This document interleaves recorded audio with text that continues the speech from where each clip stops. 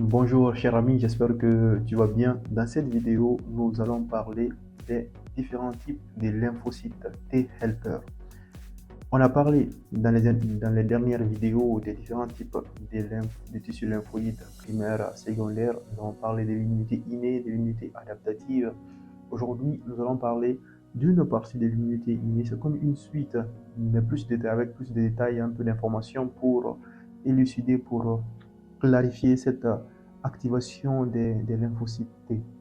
Dans les dernières vidéos, nous avons parlé des lymphocytes T. Aujourd'hui, on avait dit que les lymphocytes T, T4, sont activés uniquement que par les cellules présentatrices d'antigènes qui présentent les antigènes par l'intermédiaire des MH et C2. Ça, c'est le premier signal.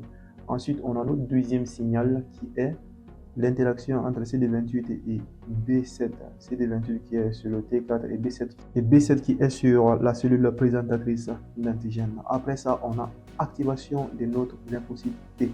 Le lymphocyte T4, quand il s'active, il donne plusieurs types de lymphocytes T helper, le TH1, le TH2, le TH17 et le T régulateur. Ici, nous allons voir notre lymphocyte T4 qui a été activé par une cellule présentatrice d'antigène, que ce soit une cellule dendritique ou un macrophage.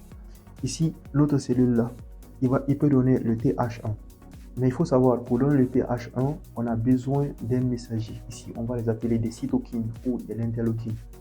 L'interleukine qui va agir sur le T4 pour donner le TH1 s'appelle l'interleukine 12. Donc, notre lymphocyte a besoin de l'interleukine 12 pour donner le TH1. Ça, c'est une information importante. Maintenant, le TH1, il va agir sur un type spécifique de cellules. Il faut savoir que les helpers, les lymphocytes T helpers, leur rôle, c'est d'aider les autres cellules immunitaires à faire leur action. Donc, le TH1, lui, va sécréter l'interféron gamma. L'interféron gamma va agir sur les macrophages et les cellules T8. Et si cette immunité adaptative joue un rôle essentiel sur les germes intracellulaires, notamment les mycobactériums, la tuberculose, ils vont former le granulome qui est une caractéristique histologique lorsqu'on veut faire le diagnostic, par exemple, de la tuberculose. Donc, l'immunité adaptative qui est essentielle pour la lutte contre les germes intracellulaires, c'est le TH1.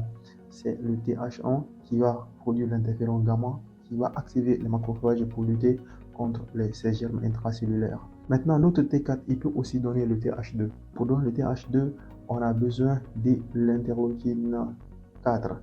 L'interleukine 4 va agir sur le TH4 après son activation pour donner le TH2. Le TH2 va donner des interleukines, des cytokines qui sont ici l'interleukine 4, l'interleukine 5 et l'interleukine 13.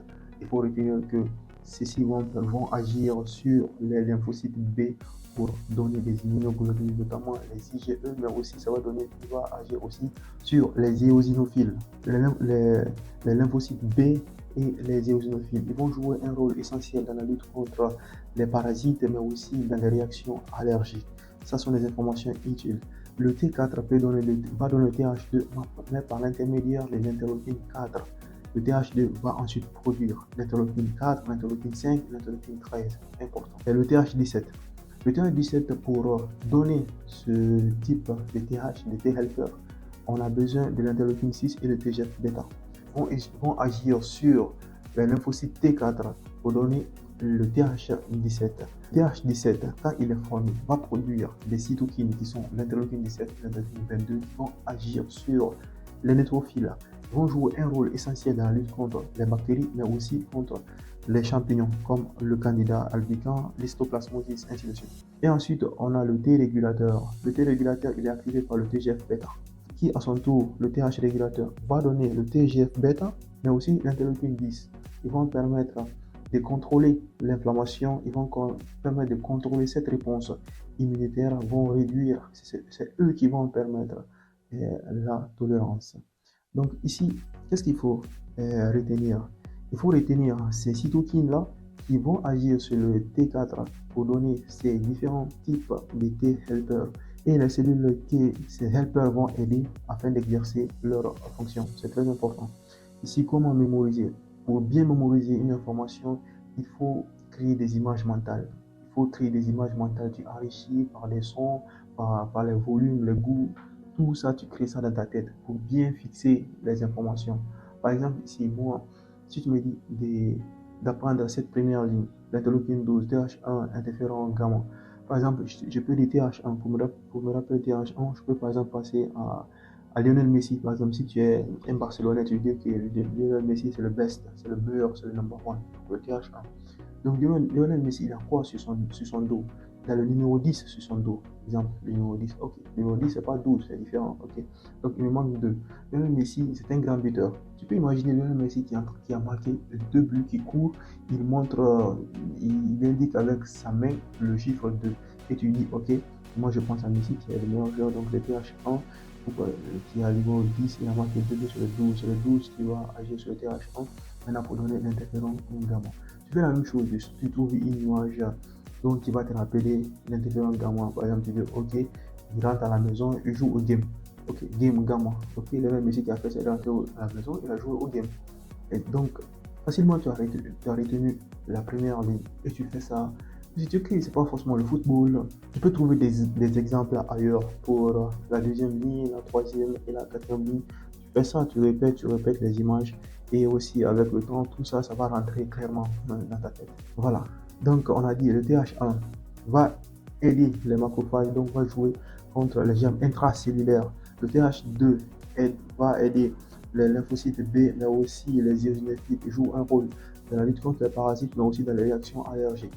Le TH17 va aider les neutrophiles, va aider à lutter contre les champignons fongiques, inflammation fongique, mais aussi les bactéries. Et le T-régulateur, c'est la régulation, c'est la tolérance, self-tolérance, la suppression de cette réponse immunitaire excessive. Voilà, on arrive à la fin de la vidéo. Mais avant de terminer, quelques questions de consolidation. Quelle cytokine induit le TH1? C'est l'histoire de Lionel Messi. Voilà. Quel sous-type active les éosinophiles? Facile. Quelle cellule produit l'interleukine 17? Quelle est la fonction du T-régulateur? Quelle cytokine est partagée entre TH17 et T-régulateur? Quelle cytokine réagit sur le TH17 et le T-régulateur? Des questions faciles. Quand tu réponds régulièrement, tu vas consolider toutes ces informations, tu vas pouvoir te rappeler de tout ce qu'on a dit dans cette vidéo. Et on arrive à la fin de la vidéo. J'espère que tu as aimé la vidéo, que tu as appris quelque chose. Et si c'est le cas, abonne-toi à la chaîne, active la cloche de notification. Parce que sur cette chaîne, on va continuer à apprendre, on va continuer à produire les contenus relatifs à la médecine, à la biologie, en tout cas tout ce qui concerne le corps humain. Si c'est quelque chose qui t'intéresse, abonne-toi à la chaîne, active la cloche de notification et moi je te dis à la prochaine vidéo. Ciao.